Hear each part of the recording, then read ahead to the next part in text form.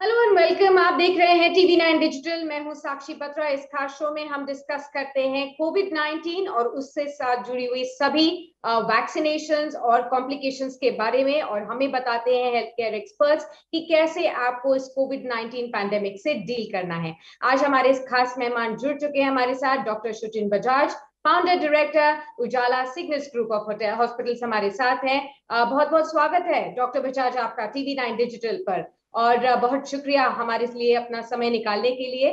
सबसे पहले तो मैं आपके लिए और हमारे सभी व्यूअर्स के लिए एक खास पैकेज प्ले करने वाली हूँ, जिसमें हम बताने वाले हैं टीवी वैन क्या है, टीवी 9 वैन क्या है। एक खास इनिशिएटिव टीवी 9 डिजिटल की तरफ से, जो कि हॉस्पिटल्स के लिए, हेल्थ केयर वर्कर्स के लिए और खास तौर पर पेशेंट एंगेजमेंट के लिए इंफॉर्मेटिव कंटेंट है। आइए देखते हैं टीवी 9 वैन क्या है। Today, doctors are busier than ever providing care and advice to patients. And the reality is that an average patient now spends much more time in the waiting room than in the doctor's chamber. With such a captive audience, it's time to put their wait time to good use.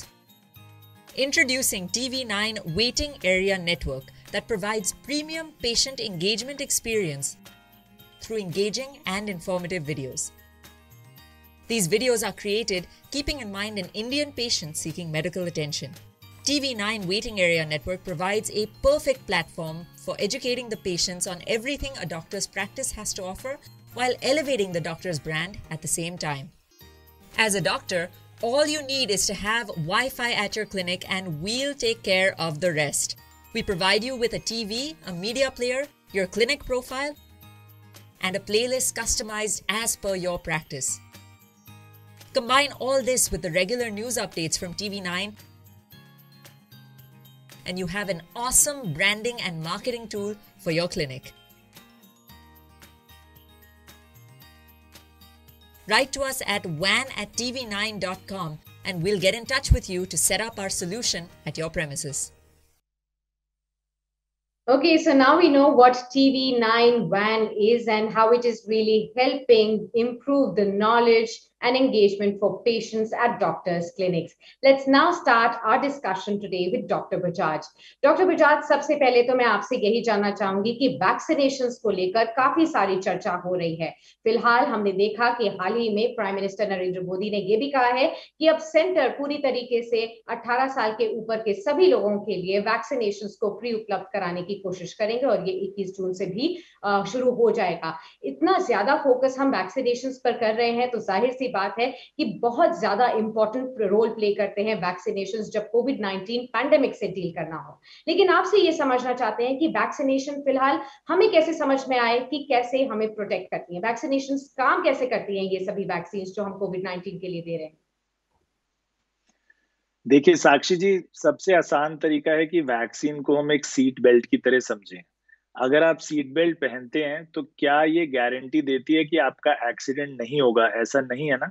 ये सिर्फ इतनी guarantee देती है कि अगर accident हो तो आपको सीरियस इंजरी से बचाएगी, थोड़ी सी इंजरी होगी। तो वैक्सीन भी इसी तरह है, इनको लगाने से ये गारंटी नहीं है कि आपको कभी भी इन्फेक्शन नहीं होगा, पर ये गारंटी है कि अगर इन्फेक्शन होगा तो सीरियस बीमारी नहीं होगी, आप आईसीयू में नहीं जाएंगे। अगर आप सीट बेल्ट लगाते हैं तो क्या आपको ये फ्रीडम मिलता है कि आप रैशली गाड़ी चलाएं और दूसरों में जाके अपनी गाड़ी मार दें? ऐसा नहीं है ना। तो वैक्सीन लगाने के बाद भी आपको रैशली बिहेव करने का लाइसेंस नहीं मिलता है। आपको फिर भी उसके बाद भी कोविड अप्रोप्रिएट बिहेवियर रखना है, मास्क हमेशा पहनने हैं, भीड़ भाड़ वाली जगह में नहीं जाना है, हाथों को सैनिटाइज करते रहना है। क्या सीट बेल्ट्स भी आपको चोट पहुंचा सकती हैं? Yes, of course, in rare cases seat belt injuries हम देखते हैं, एक्सीडेंट्स में मिलती हैं, but they are much milder compare to what exactly would happen अगर आप बिना सीट बेल्ट के एक मेजर एक्सीडेंट में इन्वॉल्व हो जाए तो इसी तरह वैक्सीन के भी छोटे मोटे साइड इफेक्ट हैं। थोड़ा सा लाली आ जाना, थोड़ा सा बुखार आ जाना, थोड़ी सी स्वेलिंग आ जाना इंजेक्शन साइट पर, but that is nothing compare to the fact कि अगर आप वैक्सीन नहीं लगाते हैं तो आपको अगर बीमारी हुई तो आप आईसीयू तक भी जा सकते हैं। तो आप जब आज गाड़ी में बैठेंगे या आप जब कल गाड़ी में बैठे थे तो आपने क्या उस सीट बेल्ट का ट्रेडमार्क या ब्रांड नेम देखा था सीट बेल्ट लगाने से पहले? आपको पता भी नहीं है कि वो कौन सी सीट बेल्ट है आपकी कार में। तो इसी तरह all vaccines are equal, don't worry about the brand name कि मुझे इसी की चाहिए, अगर ये सीट बेल्ट नहीं होगी मेरी कार में तो मैं नहीं लगाऊंगा, ऐसा बिल्कुल नहीं है। All seat belts are safe, all vaccines are safe, जो मिल रही है आपको वो लगाइए और हमेशा ही आपको वो प्रोटेक्ट करेगी।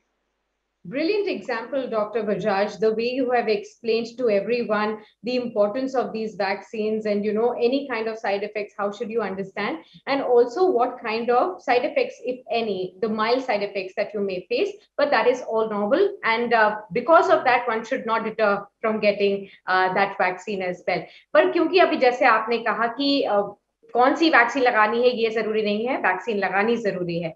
ऐसे में भारत में बहुत सारी वैक्सीन आने की भी बातचीत चल रही है। Foreign vaccine, Pfizer vaccine, Johnson and Johnson vaccine, बहुत सारी अलग अलग वैक्सीन, और अभी तक हम लोग सिर्फ कोविशील्ड और कोवैक्सीन ही ले रहे थे। तो इन सभी की एफिकेसी को लेकर भी काफी चर्चा हुई है। तो ये थोड़ा समझाइए कि लोग इसे कैसे जज करें कि कोई ज्यादा इफेक्टिव वैक्सीन है, एफिकेसी किसी की ज्यादा है तो लोग सोच रहे हैं कि शायद वही मुझे लेनी चाहिए क्योंकि उससे मैं ज्यादा बच पाऊंगा। कैसे समझे इसे? एग्जैक्टली साक्षी जी, बहुत सारे मेरे मित्र भी काफी इस तरह से बोल रहे हैं कि फाइजर की 91% एफिकेसी है तो फाइजर आएगी मैं तभी लगवाऊंगा। आप थोड़ा सा ये ध्यान रखें कि फाइजर को -70 डिग्रीज का स्टोरेज चाहिए वरना वो खराब हो जाती है। और इंडिया में इस तरह की कोल्ड स्टोरेज को डेवलप करना में अपने आप में एक मेजर प्रोजेक्ट है। तो ऐसा ना हो कि कहीं आप उसकी वैक्सीन की जिसकी 91% एफिकेसी आप वेट कर रहे हैं और उसको प्रॉपर कोल्ड चेन में रखा ही ना जाए, जब वो बॉम्बे में लैंड हो, वहां से दिल्ली आए और वहां से आगे चंडीगढ़ तक पहुंचे और उससे आगे कैथल जब आपको लगने पहुंचे, तो वो हो सकता है कि एक हफ्ते में उसको कोल्ड चेन ही ना मिले और ऐसा ना हो कि वो वैक्सीन खराब हो चुकी हो। ओके। WHO कहता है कि हमें 50% एफिकेसी चाहिए। 50% से ऊपर की एफिकेसी सारी ही ओके हैं डिजीज प्रिवेंशन में। और कोई भी वैक्सीन हम यूज करें सबकी एफिकेसी 50% से बहुत ज्यादा ऊपर है, रेंजिंग फ्रॉम 70% टू 90%।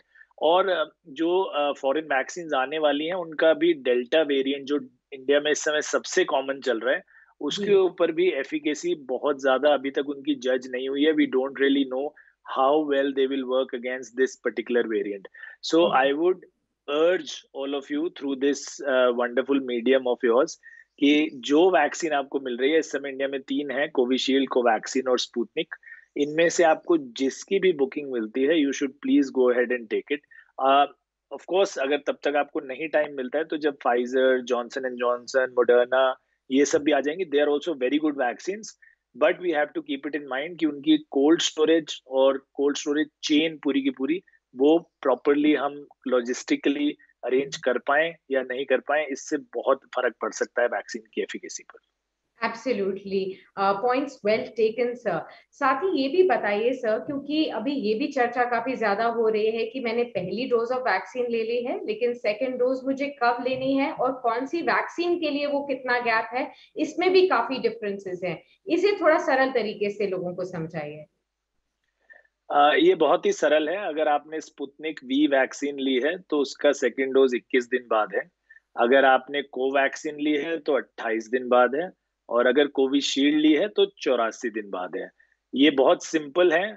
इसमें एक ही कॉम्प्लिकेशन आती है कि अगर आपने एक शॉट लिया और उसके बाद आपको कोविड हो गया तो क्या करना है।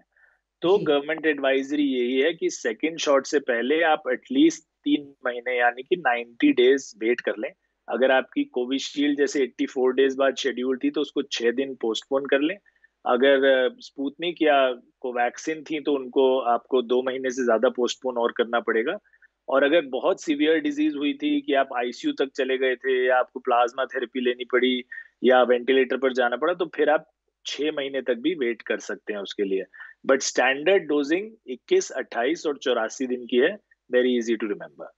Okay, those are very, very important points. I hope all the viewers are taking note of this because this is going to really help you in understanding when do you have to book your next appointment for the vaccine, the second dose as well.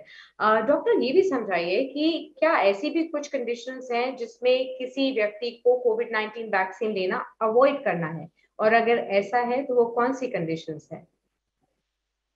ऐसी बहुत ही कम conditions हैं। देखिए, पहले जो list आई थी उसमें थोड़ी ज्यादा थी। जैसे पहले लिस्ट आई थी उसमें अगर आप स्तनपान करा रहे हैं, यानी लैक्टेटिंग मदर है, अपने बच्चे को दूध पिला रहे हैं, तो वो भी इंक्लूडेड नहीं थे। उनको बोला गया था कि आप रुक जाएं। तो अब वो लिस्ट से हट गया है। अब आप अगर स्तनपान करा रहे हैं तो भी आप वैक्सीन ले सकते हैं। प्रेग्नेंट वुमेन यानी गर्भवती महिलाएं अभी भी इंडिया में अलाउड नहीं है वैक्सीन के लिए, बट विदेशों में ज्यादातर देशों में ये अलाउड हो गए हैं। उल्टा वो प्रायोरिटाइज किए जा रहे हैं, क्योंकि ये कहा जा रहा है कि अगर आप प्रेग्नेंट हैं और आपको कोविड हो जाता है तो आप सीरियस डिजीज से ग्रस्त हो सकते हैं। तो मोस्ट ऑफ द कंट्रीज में प्रेग्नेंट वुमेन को प्रायोरिटाइज किया जा रहा है। और इससे ये भी देखा जा रहा है कि आप प्रेगनेंसी में अगर वैक्सीन लेते हैं तो आपके बच्चे को भी एंटीबॉडीज मिलती हैं। इंडिया में भी काफी डॉक्टर बॉडीज ने गवर्नमेंट को लिखा है कि प्रेग्नेंट वुमेन को अलाउ किया जाए, बट अभी तक अलाउड नहीं है। तो अगर आप प्रेग्नेंट हैं तो अभी आपको वेट करना होगा जब तक कि गवर्नमेंट गाइडलाइंस ना आ जाए। 18 साल से कम बच्चों को भी अभी इंडिया में अलाउड नहीं है। विदेशों में 12 साल से ऊपर वैक्सीनेशन शुरू हो चुकी है। मोडर्ना स्पेशली जो वैक्सीन है वो 12 साल से ऊपर लग रही है। इसराइल में फाइजर भी 15 साल से ऊपर सबको लगाई गई है। इंडिया में भी कोवैक्सीन के ट्रायल्स शुरू हो चुके हैं 2 से 18 साल के बच्चों के लिए। बट अभी तक आईसीएमआर गाइडलाइंस में नहीं है, तो अगर आप 18 साल से नीचे हैं तो आपको वेट करना होगा। तीसरा ब्रॉड क्राइटेरिया कि इस समय अगर आपको कोविड है तो अभी आप मत लगवाइए। जैसा मैंने कहा, 3 महीना वेट कीजिए कोविड ठीक होने के बाद। इस समय अगर कोविड है तो अभी आपको नहीं लगाना है। More importantly for the fact कि अगर आपको कोविड है तो आप घर से बाहर ना निकलें। बाहर जाएंगे तो वैक्सीनेशन सेंटर पर भी बाकी सबको आप फैला सकते हैं वो बीमारी। चौथा, रिलेटिव जो कॉन्ट्राइंडिकेशन है कि अगर आपको बहुत कोई सीवियर एलर्जीज हैं, या कभी ऐसा हुआ है कि किसी इंजेक्शन से आपको जानलेवा एलर्जीज हुई या आपको हॉस्पिटल एडमिट होना पड़ा, तो आप वैक्सीन लगवाने से पहले डेफिनेटली अपने डॉक्टर से एक बार कंसल्ट कर लें।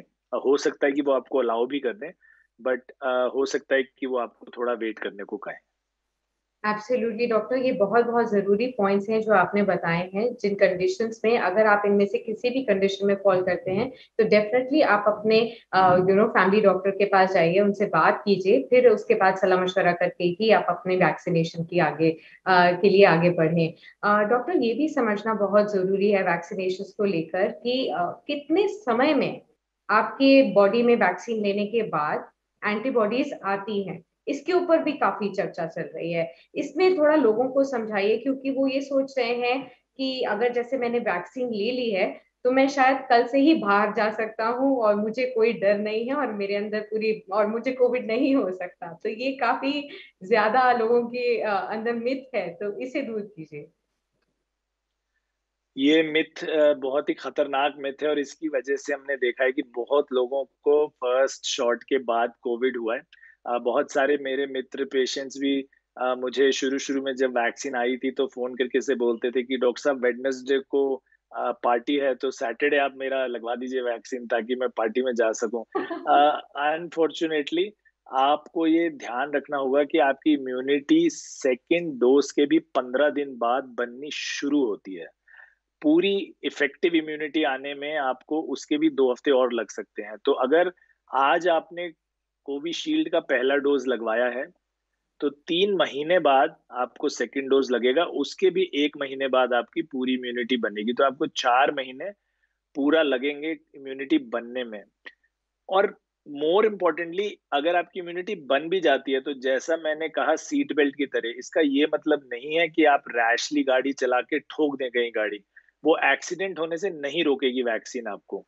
तो आप औरों को हिट कर सकते हैं, आप एक साइलेंट कैरियर बन सकते हैं। आप अपने घर में वो वायरस ला के अपने बच्चों को, बुजुर्गों को, माँ बाप को दे सकते हैं जिनको सीरियस डिजीज हो सकती है।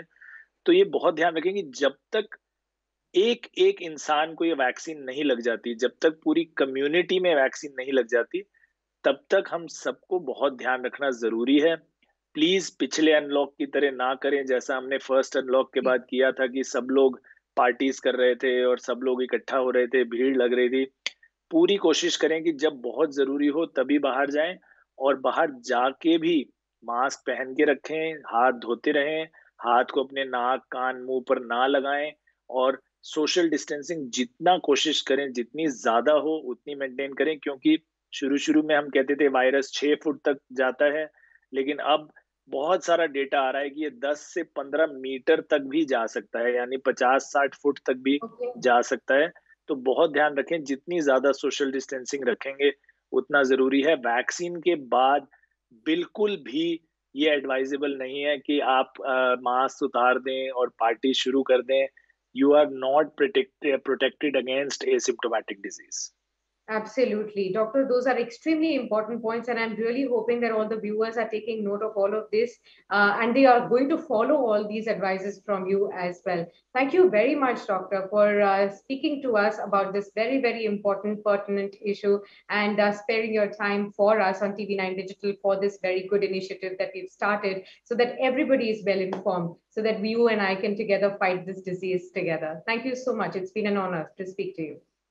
Thank you very much, Sakshi ji. It's been a pleasure for me. Thank you. Thank you. और इसी के साथ हम इस खास शो को यहीं समेटते हैं। TV9 डिजिटल देखते रहिए, क्योंकि लगातार हम आपके लिए ऐसे ही इंफॉर्मेटिव वीडियोस लाते रहते हैं।